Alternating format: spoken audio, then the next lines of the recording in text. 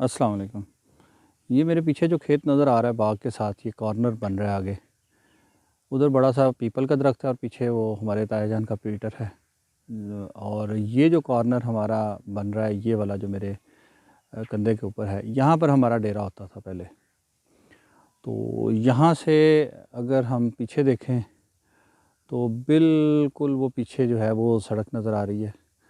सड़क से ये तकरीबन 5 एकड़ का फ़ासला है जो कच्चा रास्ता है। अगर ये हम यहाँ पर डेयरी फार्म बनाते हैं तो ये बड़ा मुश्किल हो जाता।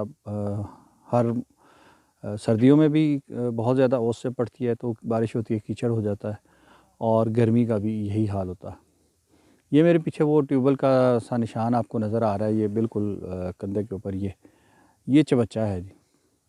यहाँ पर हमारा ट्यूबवेल होता था और ये उसका चबच्चा जो ट्यूबवेल के इनिशियल बाद में जो पॉन्ड बनता है, जो भी टैंकी बना लें जो भी है, उसको चबच्चा बोला जाता है। ये जहाँ पर ट्यूबवेल का पानी डायरेक्ट गिरता है। तो ये अभी भी हमने इसको ऐसे ही रहने दिया है कि ये रास्ता बेसिकली वेटनरी हॉस्पिटल को जाता है।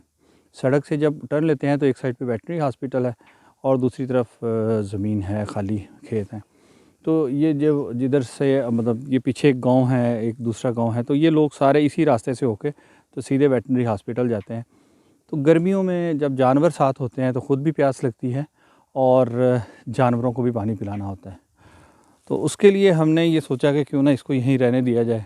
प्लस अपनी ज़मीन को जो पानी देना होता है वो तो इस पाइप को खोलेंगे और सीधा चला जाएगा, लेकिन इसको इस बच्चे को ना ख़त्म करने का जो डिसीजन है वो इस वजह से किया कि ये दूसरों के काम भी आए। अभी हम वो ट्रिमिंग, इसकी प्रूनिंग कर रहे हैं और कॉपसिंग कर रहे हैं। जो हमारे ये पॉपुलर के दरख्त की लाइन लगी है ना, इसको ये कतन का बाग है और ये जो दरख्त पूरी लाइन है इसको अब काट छाँट कर देंगे और देखेंगे जो गैर ज़रूरी है दरख्त उनको काट देंगे, ये बचा देंगे। और अब वो जो फार्म हमने बनाया है वो आपको पीछे नज़र आ रहा है।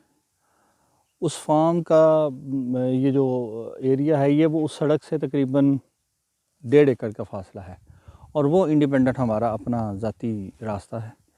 इसलिए मेरी उस वक्त ये जो प्लानिंग थी उसमें ये शामिल था कि ये जो रास्ता है वो आपका इंडिपेंडेंट अपना होना चाहिए। अगर इस रास्ते पे भी होगा तो वो लोगों की गुज़रगाह है तो सेफ़ सिक्योर नहीं होगा, थोड़ा सा उसमें डाउट्स रहेंगे। और इसी तरह अगर मेन सड़क के ऊपर जो एकड़ है उस पर बना लेते तो भी ये मसला आ सकता है कि जी आमदोरफ्त बहुत ज़्यादा है, शोर भी, हर चीज़। तो अल्हम्दुलिल्लाह ये प्रूव हुआ कि ये डिसीजन जो था वो काफ़ी बेहतर है और बेहतरीन डिसीजन में से एक है कि जो हो सकते थे, जो ऑप्शंस हम अडॉप्ट कर सकते थे। तो अब यहाँ पर जो पहले दरख्त थे वो खुद सूख रहे हैं। एक ये पीछे शीशम का दरख्त सूखा हुआ नज़र आ रहा है, वो भी आज इंशाल्लाह काट के तो यहाँ से शिफ्ट कर लेते हैं। कॉपसिंग के बाद सारा दिन काम करके आधा दिन से ज़्यादा तकरीबन ज़्यादा हो गया है, तो अब थोड़ा सा रेस्ट टाइम बैठे हैं रिलैक्स करने के लिए पराली के ऊपर, और इसका अपना ही मज़ा है। गांव देहात की ज़िंदगी में एक कुछ टर्म्स हमारी पुरानी हैं जो आपके साथ शेयर करते हैं। जो किसान हैं, खेती बाड़ी करते हैं, उनका तरीका होता था कि सुबह फजर से पहले वो घर से निकलते थे और आ जाते थे अपने इस काम के लिए, खेतों में चले जाते थे। फिर जब सूरज निकलता था और सूरज निकलने के बाद कोई 8, 9, 10 बजे के लगभग उनको नाश्ता जो है ना वो वहाँ पर खेतों में ही पहुँचाया जाता था। तो इस वक्त को कहा जाता है शाह वेला। तो वो शाह वेले की रोटी कहलाती थी, नाश्ता जो है बेसिकली। ये जो खेती बाड़ी करते हैं हमारे किसान, सुबह सुबह फजर से पहले आ जाते हैं और फिर 10 बजे के बाद उनको 10 बजे के लगभग खाना वहाँ पर खेतों में पहुँचाया जाता है, तो उसको कहा जाता है शाह वेला। तो आज हमारा ये शाह वेला आ गया। गो के आपको आवाज़ें आ रही हैं कि पीछे अजानें हो रही हैं, काफ़ी लेट हो गया, ज़ोहर की अजान स्टार्ट हो गई है। तो ये हमारे ऑर्गेनिक आलू, ऑर्गेनिक गाजर, ये 2 सालन जो नज़र आ रहे हैं, एक यहाँ फार्म पे पका है, एक घर से आया। तो वहीद भाई खा के चले गए हैं और हम जो है वो इसको एंजॉय कर रहे हैं। आप भी हमारे साथ एंजॉय करें।